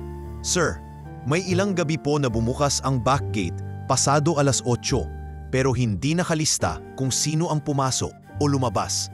Mukhang manumano itong binuksan, hindi ginamit ang main switch. Napatango si Don Ricardo. Ibig sabihin, may pumapasok dito nang hindi nalalaman ng karamihan. Samantala, sa kabilang panig ng mansyon, patuloy si Elena sa kanyang trabaho na parang walang kakaibang nangyayari. Ngunit sa bawat yapak niya sa mga pasilyo, sinisigurado niyang hindi siya susundan ng kahit sino kapag nagpapasik ng pagkain o gamit para kay June. Sa kusina, habang pinupuno niya ng gatas ang isang lumang bote, sumilip si Lisa. Para kanino yan? Tanong nito, bahagyang nakataas ang kilay. Para lang po sa sarili ko. Gusto ko lang uminom bago matulog. Sagot ni Elena, pilit na nakangiti. Hindi na siya nagtanong pa si Lisa, ngunit ramdam ni Elena ang pagtitig nito habang lumalabas siya ng pinto. Kinagabihan, gaya ng nakasanayan, muling bumangon si Elena matapos masiguro na tahimik na ang paligid. Dinala niya ang bote ng gatas at ilang pandesal sa tabi ng kama at hinawi ang basahan sa sahig. Mula roon ay lumabas si June, hawak ang maliit na laruan na gawa lamang sa pinagtagpi-tagping kahoy. Ate, salamat, mahinang wika ng bata. June, mag-ingat ka ha, lalo na kapag umaga, huwag kang lalabas kahit anong mangyari. Bilin niya habang inaabot ang pagkain. Opo, sagot ni June, sabay ngiti na bahagyang nagpagaan sa pakiramdam ni Elena. Habang kumakain ang bata, inilabas ni Elena ang notebook at binuklat ang pahina kung saan nakasulat ang ilang simpleng salita at pangungusap. Sige, basahin mo ito, wika niya. Aso, pusa, bahay. Mabagal ngunit malinaw na pagbasa ni June. Magaling, puri ni Elena. Sa susunod, bibigyan pa kita ng mas mahahabang salita. Habang pinagmamasdan ni Don Ricardo ang eksenang ito mula sa monitor, hindi niya maiwasang mapansin kung paanong nagiging masigla si June sa tuwing pumupuri si Elena. Sa isang banda, napapansin din niya na walang bakas ng pang-aabuso o panggigipit sa pagitan nilang dalawa. Sa halip, ang nakikita niya ay isang dalagang tila handang ibigay ang kaunting meron siya para lang masigurong may matutunton at matutunan ng batang inaalagaan. Ngunit para kay Don Ricardo, ang tanong ay hindi lang kung paano nakapasok si June, kundi kung bakit ganoon na lamang ang dedikasyon ni Elena rito. Dahil dito, isang gabi, nagdesisyon siyang balikan ang mas lumang mga footage mula sa unang linggo ng pagpasok ni Elena sa mansyon. Doon niya nakita ang isang malinaw na sagot.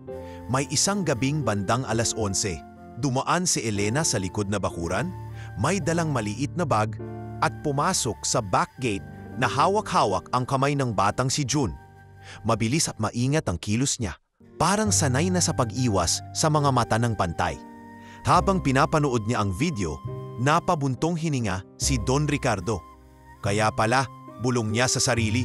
Hindi ito aksidenteng napadpad ang bata sa mansyon. Sinadya talaga ni Elena na dalhin ito roon. At kung pagbabasehan ang itsura ng bata noong gabing iyon, mas payat pa, mas marumi at may sugat pa sa braso. Malinaw na mula sa lansangan niya ito kinuha. Kinabukasan, habang nag-aayos si Elena ng mga plato sa kusina, naramdaman niyang may huminto sa likod niya. Elena, tinig iyon ni Don Ricardo. May oras ka ba mamaya? Kailangan kitang makausap. Lumingon siya at kahit sinusubukang itago, naramdaman pa rin ang mabilis na tibok ng kanyang dibdib. Opo sir, mahinahon niyang sagot. Mabuti, mamayang gabi, pagkatapos ng hapunan, utos nito bago tuluyang lumabas ng kusina. Hindi maipaliwanag ni Elena ang bigat ng araw na iyon. Sa bawat oras na lumilipas, lalo siyang kinakabahan sa magiging pag-uusap nila ni Don Ricardo. Alam niyang maaaring ito na ang simula ng pagbubunyag sa lihim na ilang linggo na niyang itinatago. Ngunit sa isip niya, handa siyang ipaglaban si June. Anumang parusa o galit ng amo ang kaharapin niya dahil sa paniniwala niyang mas ligtas ang bata sa kanyang piling kaysa sa kalye. Sa kabilang banda, si Don Ricardo ay naghahanda rin para sa pag-uusap na iyon. Hindi siya basta magtatanong para lamang marinig ang paliwanag. Gusto niyang makita mismo sa mga mata ni Elena kung totoo ang sinasabi nito. At sa gabing iyon, alam niyang magsisimula ng mabuksan ang mas malalim pang kwento sa likod ng payat na batang nagkukubli sa ilalim ng kama sa kanyang mansyon. Pagkatapos ng hapunan, tahimik na tinungo ni Elena ang maliit na opisina ni Don Ricardo sa ikalawang palapag. Bawat hakbang niya sa marmol na sahig ay parang kumakalansing sa kanyang dibdib, pinapabilis ang tibok ng puso niya. Sa loob, nakaupo na ang bilyonaryo sa kanyang desk, nakahilig ang mga siko at magkasalubong ang mga daliri. Nakatingin sa kanya na para bang nababasa ang iniisip. Maupo ka, maiksi, ngunit mabigat na utos nito. Umupo siya sa silya sa tapat ng desk. Pinipilit panatilihing maayos ang postura. Alam mo ba kung bakit kita pinatawag? Tanong ni Don Ricardo, walang bakas ng ngiti sa mukha. Hindi po sir, maingat na sagot ni Elena. Bagaman alam niyang ito na ang sandaling matagal na niyang kinatatakutan. Matagal siyang tinitigan ni Don Ricardo bago nagsalita. Hindi ko na paliliguin pa, alam ko na may bata sa silid mo at hindi ko lang basta alam, nakita ko mismo. Nanlaki ang mata ni Elena at saglit na napatigil ang kanyang paghinga. Sir, ako po. Tahimik ka muna, putol ng bilyonaryo. Tumayo ito, lumapit sa isang kabinet at kinuha mula roon ang isang maliit na device. Ito ang CCTV recorder mula sa silid mo. Panoorin natin. Pinindot ni Don Ricardo ang play button at sumabay sa katahimikan ng opisina ang malabong tunog ng recording. Kita sa screen ang eksaktong oras na bumangon si Elena sa kalagitnaan ng gabi. Hinhawi ang basahan sa gilid ng kama at inilalabas si June. Kasunod ang pagpapakain, pagtuturo ng pagbabasa at pagbabalik nito sa ilalim ng kama. Nang matapos ang video, humarap ulit si Don Ricardo kay Elena. Ngayon, sabihin mo sa akin, bakit mo dinala ang batang yan dito? Napayuko si Elena. Mahigpit na hinahawakan ang laylayan ng kanyang palda. Sir, nakita ko po siya isang gabi sa kanto malapit sa terminal. Nag-uumaga na noon at nakaupo siya sa bangketa, nanginginig at may sugat sa braso. Wala siyang kasama, wala ring kumikibo sa kanya. Nilapitan ko po siya at sabi niya ilang araw na siyang hindi kumakain. Sandaling tumigil si Elena, pinipigil ang pagbagsak ng luha. Wala po akong lakas ng loob na iwan siya roon. Natatakot po akong kung saan siya mapunta. Baka mapahamak.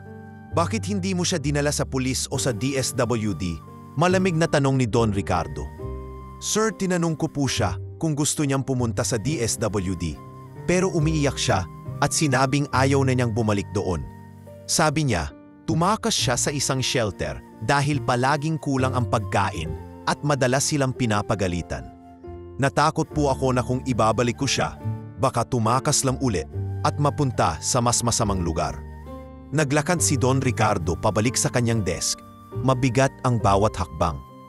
Alam mo bang delikado ang ginawa mo? Kung sakaling may nakakita sa inyong pumasok dito, pwedeng isipin na pinapasok mo ang kung sino-sino sa bahay na ito. May mga anak ako. May pangalan akong pinoprotektahan. Opo sir, mabilis na sagot ni Elena. Pero sinigurado ko pong walang makakakita.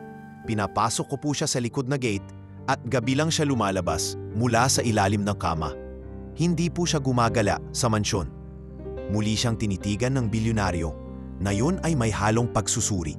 Bakit mo pinapahirapan ang sarili mo para sa isang batang hindi mo kaano-ano? Sa wakas, nag-angat ng tingin si Elena. Sir, kasi naranasan ko pong mag-isa, walang masandalan, walang nag-aalaga. Alam ko po ang pakiramdam ng walang pamilyang tatanggap sa'yo. Ayokong maranasan niya iyon ng mas matagal pa. Tumahimik si Don Ricardo at tanging ugong ng aircon ang maririnig. Sa loob-loob niya, ramdam niyang totoo ang mga salita ni Elena. Wala itong halong pagpapanggap at ang paraan ng pagkakakwento nito ay walang bahid ng kasinungalingan. Ngunit bilang amo, hindi niya po pwedeng basta palampasin ang isang sitwasyong ganito. Sige, aniya sa huli, bibigyan kita ng ilang araw para mag-isip. Dalawa lang ang opsyon mo, ilabas mo ang bata at dalhin sa tamang ahensya. O iwan mo ang trabaho mo rito para maalagaan siya sa ibang lugar. Halos mamuo ang luha sa mata ni Elena. Sir, pakiusap. Bigyan niyo pa ako ng kaunting panahon. Huwag niyo po kaming paghiwalayin. Ngunit mahigpit ang tinig ni Don Ricardo. Hindi ito basta usapin ng awa, Elena. Ito ay tungkol sa tiwala at seguridad ng lahat ng tao sa bahay na ito. Ayokong magkamali. Nang umalis siya sa opisina, dala niya ang mabigat na pasya na maaaring tuluyang magbago sa buhay niya at ni June. At habang naglalakad siya sa pasilyo pabalik sa kanyang silid, ramdam niya ang mga matang hindi lang kay Don Ricardo, kundi ng iba pang nasa mansyon na parang naghihintay kung anong magiging desisyon niya sa mga susunod na araw. Magdamag na hindi nakatulog si Elena. Paulit-ulit na bumabalik sa kanyang isip ang mga salitang binitiwan ni Don Ricardo. Dalawa lang ang pagpipilian at pareho itong mabigat sa dibdib. Nakatitig siya sa kisame habang nakikinig sa mahinang hilik ni June mula sa ilalim ng kama. Ang batang ilang linggo na niyang inaalagaan ay parang naging sariling kapatid o anak sa maikling panahon. Paano niya basta-basta iiwan ang isang taong walang ibang masasandalan?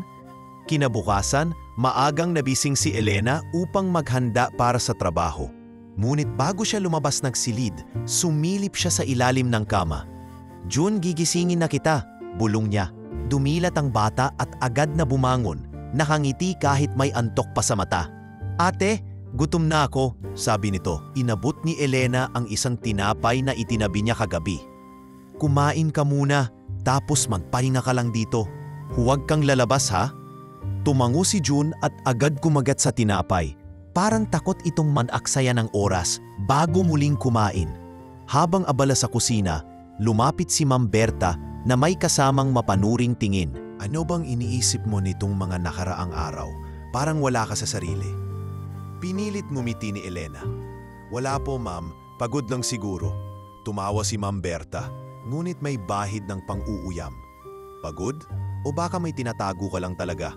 Ang mga salitang iyon ay parang tinik na sumiksik sa lalamunan ni Elena, ngunit pinili niyang manahimik.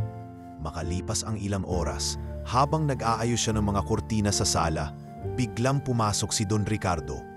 Elena, gusto kitang makausap sa beranda, sabi nito.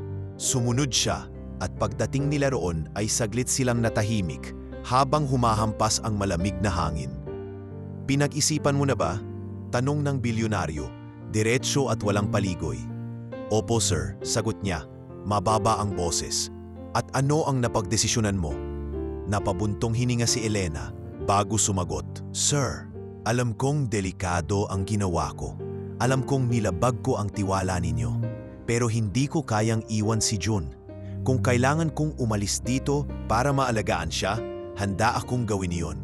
Mas gugustuhin ko pong mawalan ng trabaho kaysa mawala siya sa buhay ko. Tahimik lang si Don Ricardo, pinagmamasdan ang kanyang mukha na puno ng determinasyon at takot. Alam mo ba kung anong ibig sabihin yan? Walang kasiguruhan sa labas, Elena, wala kang sigurado kung saan ka titira o saan mo kukunin ang kakainin ninyo. Sigurado ka bang kaya mong pasanin yan? Tumango si Elena. Mas mahirap pong mabuhay na may kasamang pagsisisi.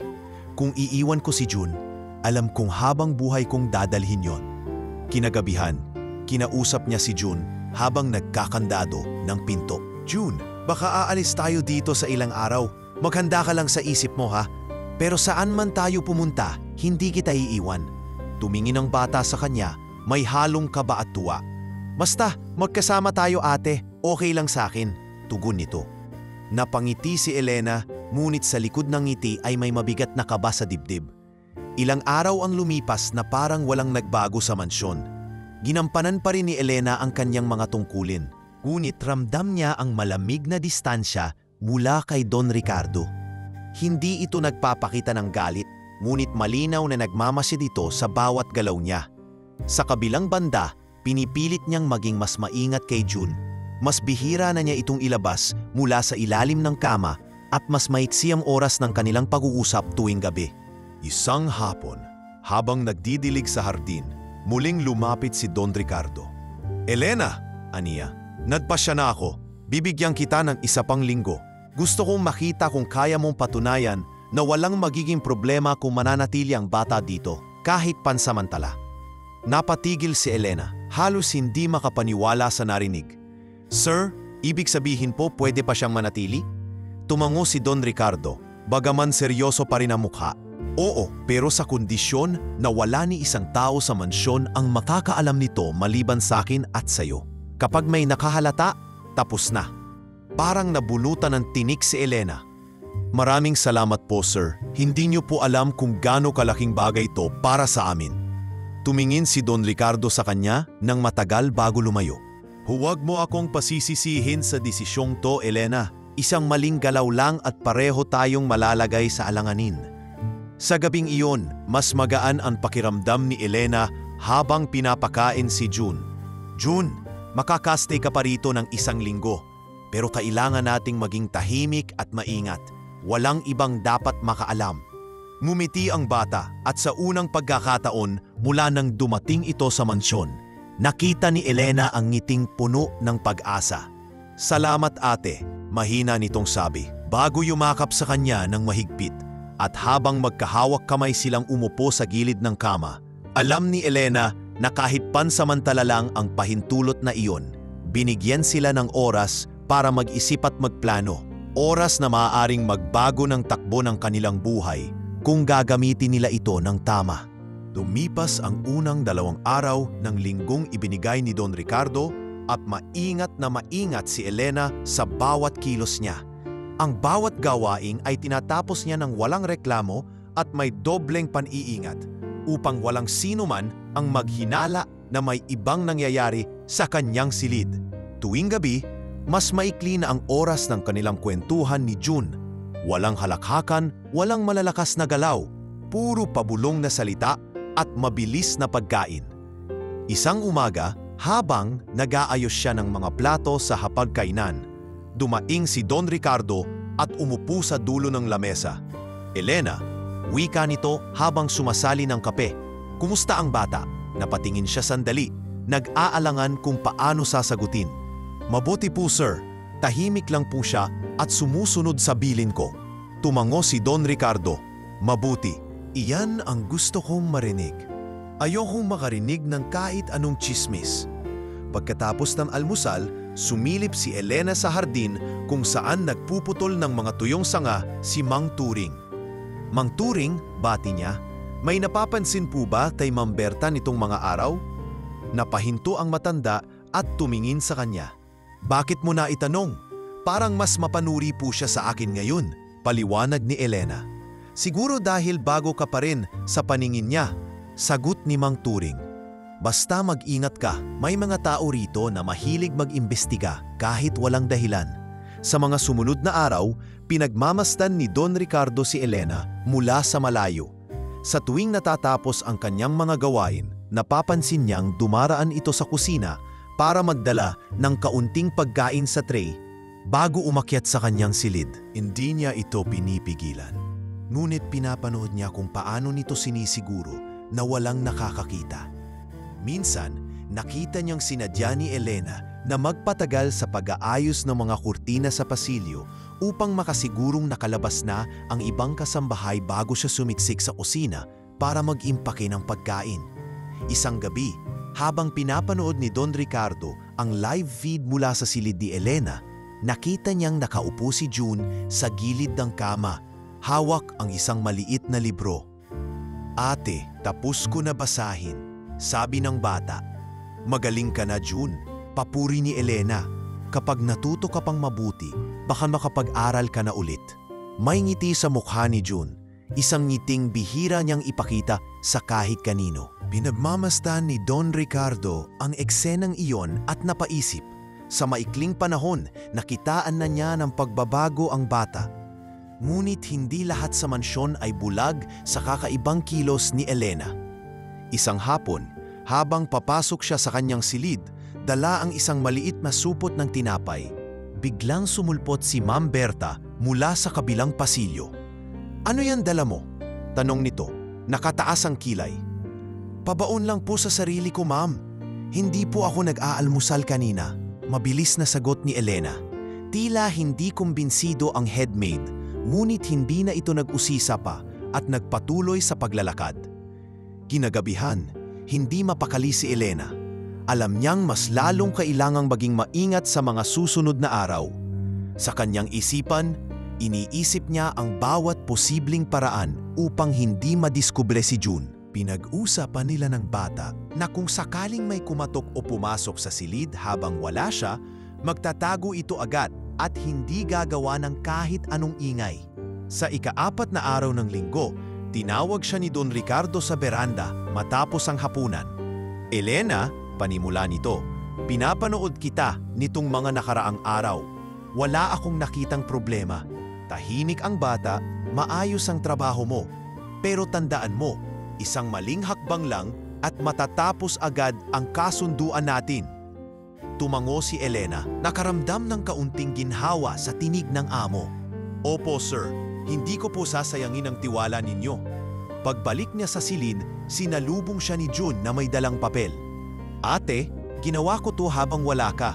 Sa papel ay nakasulat ang ilang simpleng pangungusap. Maayos ang pagkakasulat kahit may ilang maling spelling." "June, ang galing mo," tuwang-tuwang sabi ni Elena. "Magiging magaling kang estudyante balang araw." At sa gabing iyon, nakatulog silang pareho na mas magaan ang loob. Alam na sa kabila ng panganib, nagiging mas malinaw ang dahilan kung bakit sila patuloy na lumalaban para manatiling magkasama. Mabilis lumipas ang sumunod na araw, ngunit kasabay ng pagtakbo ng oras, ay lalong humihigpit ang presensya ni Ma'am Berta sa paligid ni Elena. Parang anino itong laging sumusulpot sa tuwing may bitbit siyang tray ng pagkain o bote ng gatas. Sa bawat pagkikita nila, may tingin itong matalim, tila naghuhukay ng sikreto.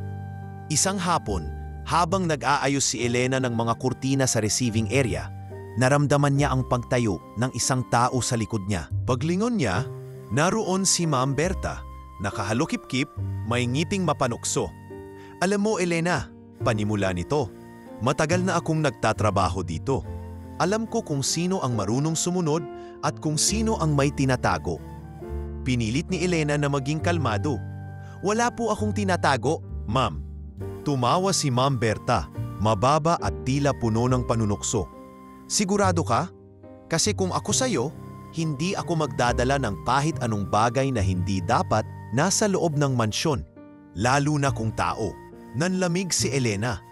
"Ano pong ibig ninyong sabihin?" Ngunit umiling lang si Ma'am Berta at lumapit, halos magkadikit na ang kanilang mukha. "May mga mata ako sa bawat sulok ng bahay na to.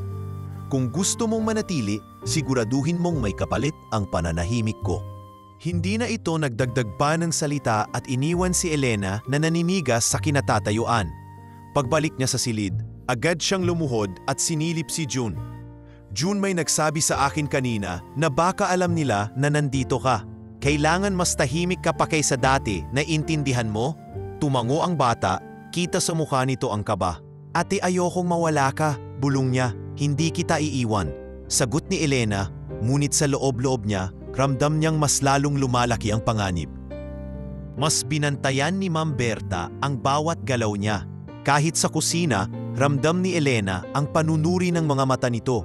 Minsan, sinasadya nitong magtanong sa harap ng ibang kasambahay, "Elena, bakit laging mabigat ang dala mong tray tuwing gabi?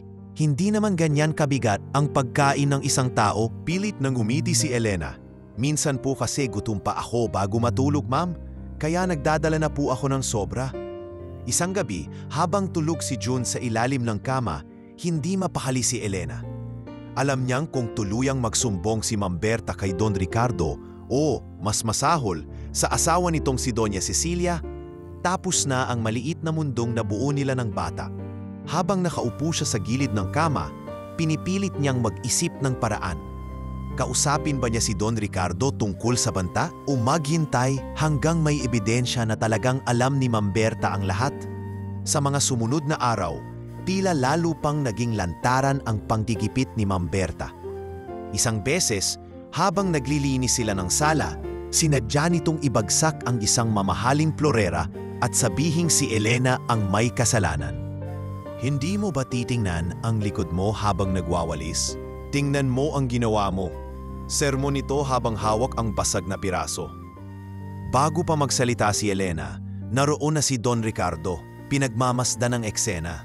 Ngunit imbes na pagalitan siya, sinabi lang nito, "Berta, ako na ang bahala rito. Magpatuloy ka na sa gawain mo." Matapos umalis si Ma'am Berta, nilapitan siya ni Don Ricardo. "Ano ba talagang problema ninyo ni Berta?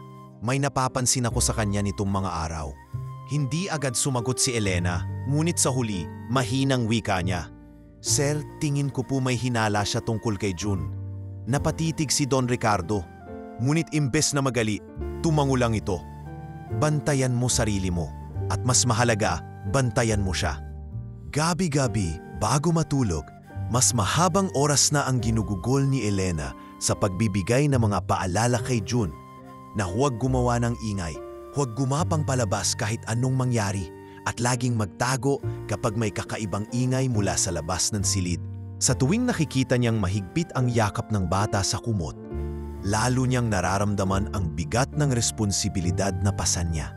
At sa ilalim ng lahat ng ito, malinaw sa kanya na hindi lang simpleng pangangalaga ang ginagawa niya. Ito ay laban para mapanatili si June sa piling niyang laban sa mga matang handang sumira sa kanilang maliit na mundo sa isang iglap lang. Isang linggo matapos ang pananakot ni Ma'am Berta, isang balitang dumating mula kay Raul, ang Chief of Security, ang nagpayanig sa buong mansyon. Darating si Doña Cecilia bukas ng hapon mula sa Europa. Anunsyo nito habang kausap si Don Ricardo sa veranda. Narinig ni Elena ang usapan habang dumadaan upang magdala ng mga tsaa, para bang tumigil ang kanyang paghinga. Ang asawa ng kanyang amo, kilala sa kanyang istriktong pamantayan at matalas na mata, ay muling babalik sa bahay na iyon. Kinadabihan, habang pinapakain si June ng kaunting sabaw, hindi maitago ni Elena ang pan-aalala. "June, baka sa mga susunod na araw, mas kailangan nating maging tahimik. May darating na tao dito na hindi pwedeng makaalam na nandito ka," bulong niya. "Sino po yon, ate?" tanong ng bata, nakakunot ang noo. "Ang asawa ng amo ko. Mahigpit siya. Hindi siya basta nagpapaawad sa kahit maliit na pagkakamali." Tumango si June at mas mahigpit na niyakap ang kumot na nakapatong sa kanyang tuhod. "Opo ate, magtatago po ako." Dumating ang hapon ng pagbabalik ni Doña Cecilia. Ang driveway ay puno ng mga mamahaling sasakyan, dala ng mga kaibigan at ilang pasosyo sa negosyo. Mula sa pintuan, nakita ni Elena ang isang babaeng may tindig ng isang reyna.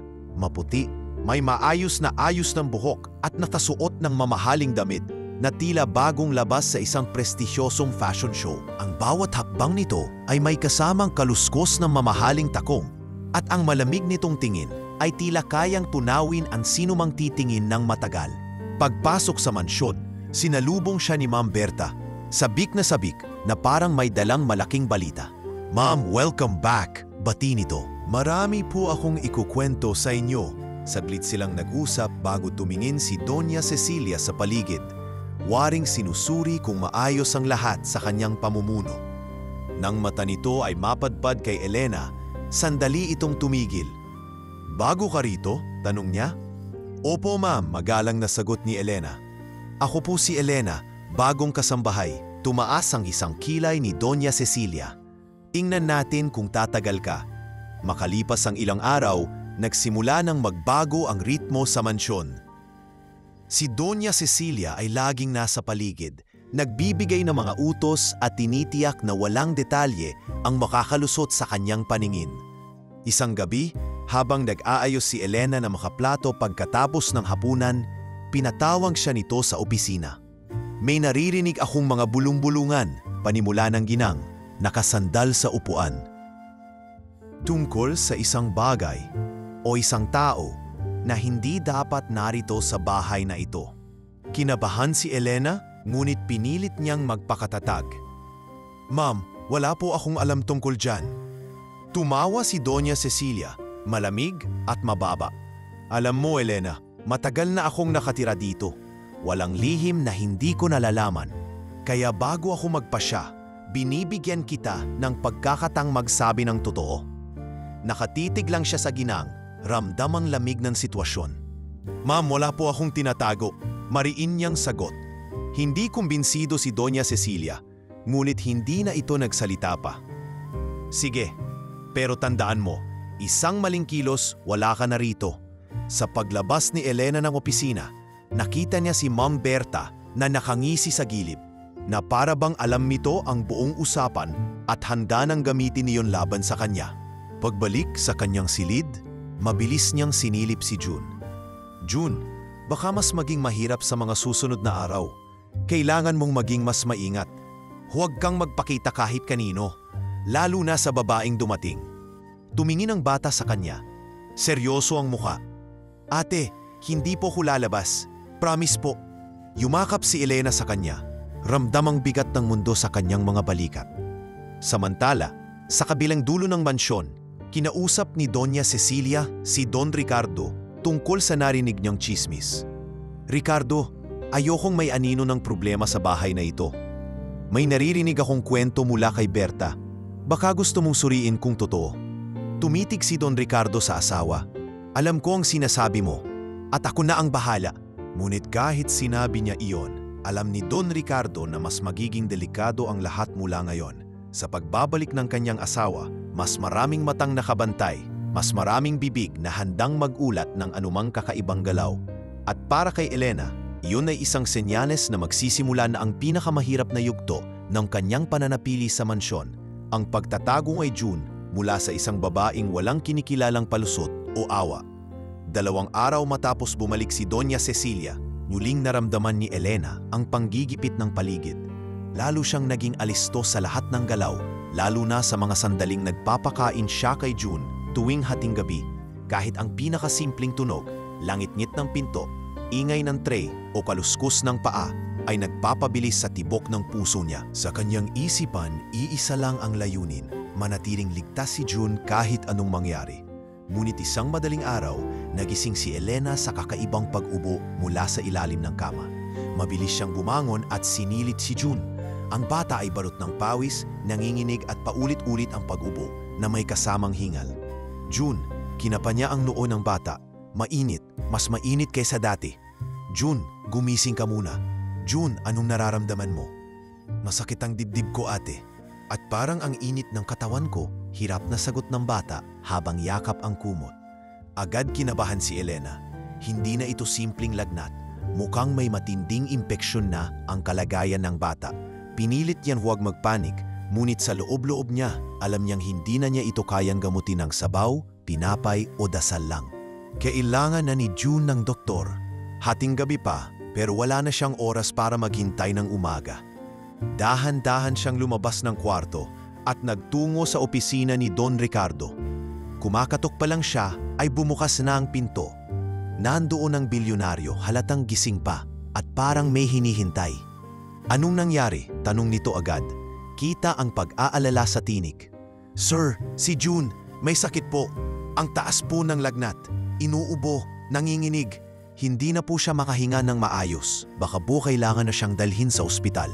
Sabay-sabay na sabi ni Elena habang nanginginig ang tinig at mga kamay. Hindi na nagtanong pa si Don Ricardo. Dalhin mo siya sa kotse. Ako na ang bahala. Makalipas ang 10 minuto, nakasakay na sila sa isa sa mga SUV ng pamilya. Nakabalot sa kumot si June. Nakasandal kay Elena habang minamaneho ni Don Ricardo ang sasakyan ng mabilis palabas ng village. Sa loob ng sasakyan, tanging boses ng makina at umol ni June ang naririnig. Ate, sorry po, mahinang bulong ng bata. Shh, huwag kang magsalita, ililigtas kita. Huwag mong isipin yan, sagot ni Elena. Pinipigilan ang luha. Pagdating sa emergency room ng isang pribadong ospital, agad na inasikaso si June. Nilagyan siya ng oxygen, tinest ang dugo at isinailalim sa x-ray. Si Elena ay hindi maalis sa tabi ng kama habang si Don Ricardo ay tahimik lang na nakaupo sa sulok. Pinagmamasdan silang dalawa. Pagkalipas ng halos 2 oras, lumapit ang doktor sa kanila. Severe pneumonia. Malnourished rin ang bata, mabuti na lang at nadala siya agad. Kung nahuli pa ng ilang araw, baka hindi na siya makasurvive, paliwanag ng doktor. Napaluhod si Elena sa gilid ng kama. Mahigpit na hawak ang kamay ni June habang tahimik na umiiyak. Salamat po, paulit-ulit niyang bulong. Si Don Ricardo bagamang walang emosyon sa muka ay lumapit sa kanya at marahang tinapik ang balikat nito. Mabuti na lang at sinabihan mo ako. Hindi kita pababayaan sa panahong ganito. 3 araw na nanatili sa ospital si June. Bawat araw ay bantay sarado siya ni Elena at hindi rin umalis si Don Ricardo. Sa panahong iyon, sa gitna ng steril na kwarto at puting ilaw, unti-unting nagbago ang relasyon ng 3 katao. Minsan, habang tulog si June, tinanong ni Don Ricardo si Elena, "Bakit mo talaga ginagawa ito para sa kanya? Hindi mo siya anak, hindi mo siya kapatid, hindi mo siya obligasyon." Sumagot si Elena habang nakatingin sa bata, "Kasi po, minsan hindi mo na kailangan ng dugo para magmahal. Kailangan mo lang makita kung paano isang tao, kahit bata pa, ay luwalaban araw-araw para mabuhay kahit walang nakakakita sa kanya. Paano mo yon tatalikuran?" Hindi na sumagot si Don Ricardo. Ngunit sa mga sumunod na araw, siya na mismo ang nag-aasikaso ng mga bayarin sa ospital, nagdadala ng pagkain para kay Elena at kinakausap ang mga doktor tungkol sa kalagayan ng bata. Naging malinaw sa lahat ng staff ng ospital kung sino ang nagpapagamot sa bata. Ngunit walang nagtangkang magtanong. Pagbalik nila sa mansyon, masigla na si June. Maputla pa rin at payat, ngunit may sigla na ang kanyang mga mata. Naglakad siya, papasok sa silid ni Elena. Yakap-yakap ang stuffed toy na ibinigay sa kanya ng nurse. "Ate, ang bait po ng mga doktor," aniya. "Pero mas mabait po kayo." Sa araw ding iyon, kinausap ni Don Ricardo si Doña Cecilia sa veranda. "May kailangan akong sabihin sa'yo," panimula niya. "Tungkol saan?" tanong ng ginang. "Tungkol sa batang tinatago ni Elena at kung bakit hindi siya dapat alisin sa bahay na ito." At sa wakas, matapos ang matinding pagsubok sa kalusugan ni June, isa na namang mas malaking pagsubok ang kanilang haharapin. Ang pagtanggap o pagtanggi ng mismong ginang ng bahay sa batang minsan na nilang isinantabi. Ngunit ngayon ay unti-unti nang nagiging bahagi ng pamilya. Kinabukasan ng kanilang pagbabalik sa mansyon mula sa ospital, parang ibang tahanan na ang kanilang pinalikan.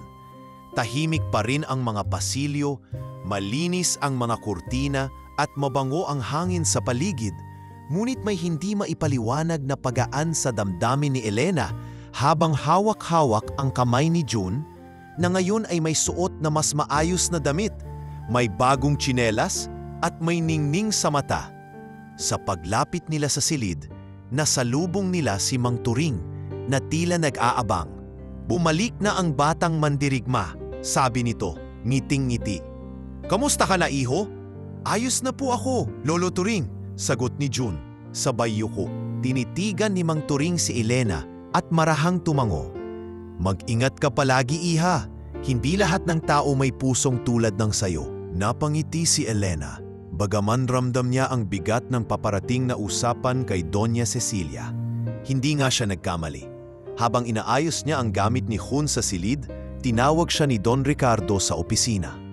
Doon ay nakaupo na si Doña Cecilia, nakapulupot ang isang scarf sa leeg at halatang hindi na itago ang pagod sa mata. Elena, panimula ng ginang, narinig ko na ang buong kwento, lahat. Kung paano mo itinago ang bata, paano mo siya inalagaan, at kung paano mo kami niloko. Nakatayo si Elena, diretso ang likod, mahigpit ang pagkakahawak sa laylayan ng uniforme niya. Ma'am, wala po akong intensyong manloko. Ginawa ko lang po ang akala kong tama. Hindi ko po kayang ipagtabuyan ang batang nagmamakaawang mabuhay. Sumabat si Don Ricardo. Cecilia, nakita mo naman ang nangyari. Kung hindi dahil sa kanya, baka hindi na umabot sa ospital ang bata. Ngunit hindi tumigil ang ginang. Hindi ito usapin ng awa, Ricardo. Tahanan natin ito. Hindi ito bahay ampunan. Tumahimik sandali si Don Ricardo, saka marahang nagsalita. Pero siguro, pwede rin itong maging tahanan para sa mga hindi binigyan ng pagkakataong magkaroon ng sarili. Napatingin si Doña Cecilia kay Elena at sa unang pagkakataon, may nakita siyang hindi niya inaasahan. Isang katatagan at kababaang loob na hindi kayang pantayan ng galit. Ano ba talaga ang balak mo sa batang yon? Tanong niya. Palakihin po siya ng ligtas, ma'am. Turuan, alagaan at kung papalarin po, mapag-aral. Tumayo si Doña Cecilia at nilapitan siya. Wala kang pera, wala kang pangalan. At sa totoo lang, wala kang seguridad dito. Pero heto ka, nakapayo pa rin. Tumingin siya kay Don Ricardo. At ikaw, Ricardo, anong balak mo? Aampunin mi ba ang batang yan? Gagawin mong legal ang lahat? Tumango si Don Ricardo. Kung pumapayag ka, gusto kong magsimula tayo ng proseso para maging legal na parte ng ating tahanan si June. Hindi lang dahil sa awa, kundi dahil sa nararapat. Tahimik si Doña Cecilia. Ilang segundo ang lumipas bago ito muling nagsalita. Isang kondisyon lang. Gusto kong makita ko mismo kung paano siya lumaki, kung siya'y magiging mabuti, marangal at may respeto. Kapag nakita kong niloko niya ang tiwala natin, ako mismo ang magpapaalis sa kanya. Makakaasa po kayo. Mabilis na sagot ni Elena. Hindi maitago ang pagluha. Ako na pong bahala sa lahat ng yan. Sa mga sumunod na linggo, nagsimula ang proseso ng legal guardianship. Tinulungan ni Don Ricardo si Elena sa mga dokumento, habang si June ay sinimulan na ring turuan ng private tutor na inapahan ng pamilya. Sa unang araw ng tutor, tinanong ito ni June, Sir, kung matuto na po akong magsulat ng buo ang pangalan ko, pwede po ba akong gumawa ng sulat kay Ate Elena? Bakit? Tanong ng tutor. Numiti si June. Para lang po sabihing salamat kasi po siya ang unang naniwala sa akin. Bawat araw ay tila unti-unting nagbabago ang dinamika sa loob ng mansyon. Si Elena ay hindi na lamang basta kasambahay.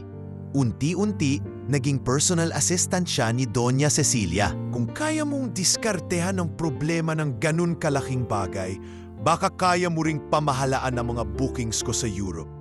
Biro ng ginang isang hapon habang inaayos nila ang mga papel. At si June, habang unti-unting lumalakas ang katawan, ay naging parang anak na rin sa mga mata ni Don Ricardo. Minsan, nahuli pa ito ng kasambahay na si Liza na nilalaro ang buhok ng bata habang binabasa ito ng kwento.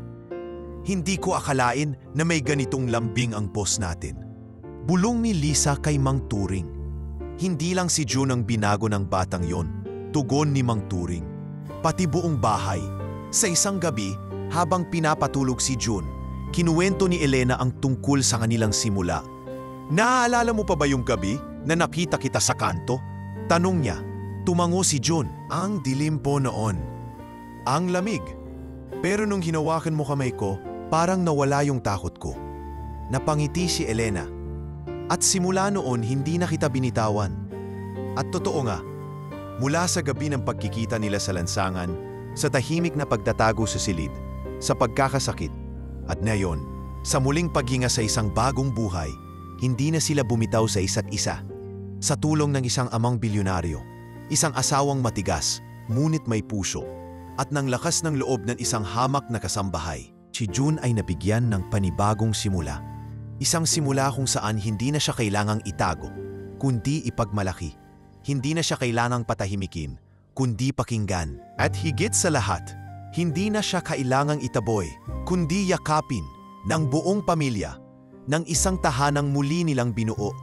Hindi dahil sa dugo, kundi dahil sa malasakit at tunay na pagmamahal. Mabilis lumipas ang buwan, at habang lumalalim ang taglamig sa paligid ng mansyon, mainit naman ang pagbabagong dumadaloy sa loob nito. Si June ay tuluyan ang gumaling mula sa kanyang sakit. Ang dating payat at laging nilalagnat na katawan ay unti-unti nang napalitan ng masigla at malusog na anyo. Hindi na siya nagtatago, hindi na siya kinakabahan kapag may tumatawag sa kanya. Ngayon, siya na mismo ang lumalapit at bumabati sa mga tao sa bahay, mula kay Liza na kusinera hanggang kay Mang Turing na laging nakaupo sa hardin. "Good morning po, Lolo Turing." Sigaw ni June habang dinadala ang isang tray ng tinapay. "Aba, ako pa ang pinaglilingkuran gayon ha?" Biro ng matanda habang humagikik. Samantala, si Elena ay patuloy na lumalago sa kanyang bagong tungkulin bilang personal assistant ni Doña Cecilia. Sa simula'y may kaunting hilaw pa sa kilos niya, mga pagkakamali sa pag-schedule ng appointments o maling pagkaka-file ng dokumento. Ngunit sa bawat pagkakamali, tinatanggap niya ito ng may bukas na puso. "Pasensya na po, ma'am, aayusin ko agad." At kapansin-pansin, sa kabila ng madalas na malamig at istriktong personalidad ni Doña Cecilia, unti-unti rin itong lumalambot. Minsan, isang umaga habang nakaupo si Elena sa harap ng laptop niya at iniisa-isa ang flight schedules ng ginang, tumayo ito sa likod niya at mahinang nagsalita, "Magaling ka." Napalingon si Elena, tila hindi makapaniwala. "Ma'am, sinabi ko magaling ka. Hindi ko yan madaling sinasabi." Nginitian siya ni Elena at sa unang pagkakataon, nakita niyang ngumipirin pabalik si Doña Cecilia, isang ngiting hindi pilit kundi tunay. Naging sentro ng pagkakabuo ng kanilang bagong pamilya si June. Sa bawat kwentuhan sa hapagkainan, sa bawat tawa sa loob ng sala habang nanonood ng TV, at sa bawat sabay-sabay nilang paglalakad sa hardin, naging haligi siya ng bagong simula. Isang araw, sa mismong kaarawan ni June, nagpasya si Don Ricardo na surpresahin ito. "Gusto kong maging espesyal ang araw mo, June," wika ng matanda habang nilalabas ang isang maliit na kahon. Ito ay hindi lang regalo, kundi simbolo ng panibagong simula. Pagbukas ni June ng kahon, nakita niya ang isang gold-plated na name tag na may ukit, "June A. Estrella, our brightest star." Napanganga ang bata. "Estrella po?" tumango si Don Ricardo. "Pinili namin ni Cecilia na gamitin mo ang apelyido namin bilang pagkilala. Hindi lang dahil tinulungan ka ni Elena, kundi dahil minahal ka namin bilang tunay na anak." Hindi makapagsalita si June. Lumuha siya habang niyakap si Don Ricardo. Sa gilid, tahimik na humahagulgol si Elena habang pinapanood ang sandaling iyon. Kinagabihan, habang nakaupo sila sa ilalim ng mga parol na sabay-sabay nilang isinabit sa punong mangga, nagkwento si Elena. "Alam mo ba, June, nung una kitang nakita, akala ko isa lang itong pansamantalang misyon. Pero ikaw pala ang magbabago sa buong buhay ko." "Hindi lang po ikaw, ate," sagot ni June habang pinahiran ang luha niya. "Ako rin po. Akala ko wala na akong pag-asa. Pero binigyan niyo ako ng panibagong tahanan." "Hindi lang tahanan, June," sabad ni Doña Cecilia na tahimik lang kanina. "Binigyan ka rin namin ng pangalan, ng kinabukasan at ng pagmamahal. Ngunit ang tunay na regalo, kayo ang nagbigay sa amin." Sumunod na linggo, sinamahan ni Don Ricardo at Doña Cecilia sina June at Elena sa korte upang pormal na iproseso ang adopsyon. Hindi ito naging madali. Maraming papeles, maraming pagsusuri at maraming tanong mula sa social worker. Ngunit sa bawat sagot ni Elena, sa bawat pahayag ni Don Ricardo, lalong luminaw ang intensyon nilang gawing legal na miyembro ng pamilya si June. "Bakit ninyo gustong ampunin ang bata?" tanong ng opisyal. "Dahil hindi siya iba sa amin," sagot ni Don Ricardo. "Hindi mo kailangan maging kadugo para maging tunay na pamilya. Matapos ang ilang linggo, dumating ang pinal na desisyon. Legal na anak na nila si June. Walang pagsidlan ang tuwa ng lahat sa mansyon. May salusalo, may awitan at may luhang hindi mapigilan.